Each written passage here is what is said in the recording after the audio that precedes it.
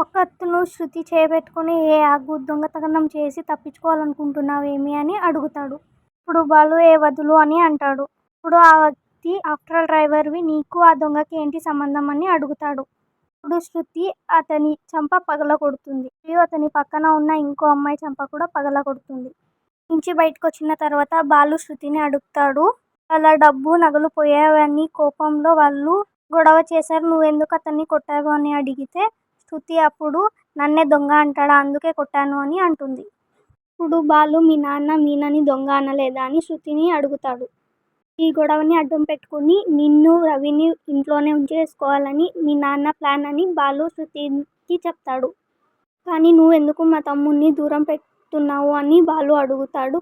వాడు ఆ వర్కర్స్ రూమ్లో జింకలతోనూ ఎలుకలతోనూ పడుకుంటున్నాడు అని అంటాడు. విషయం విని శృతి షాక్ అవుతుంది. కానీ కష్టాలు వచ్చినప్పుడే భార్యాభర్తలు కలిసి ఉండాలి అని బాలు చెప్తూ ఉంటాడు. మా అమ్మ నీ గురించి రవి గురించి బెంగ పెట్టుకొని అన్నం కూడా తినట్లేదు, ఆ విషయం గురించి కూడా ఆలోచించు అని బాలు శృతికి చెప్తాడు. వీడియో నచ్చితే సబ్స్క్రైబ్ చేసుకోండి, షేర్ చేయండి, లైక్ చేయండి. Thank you.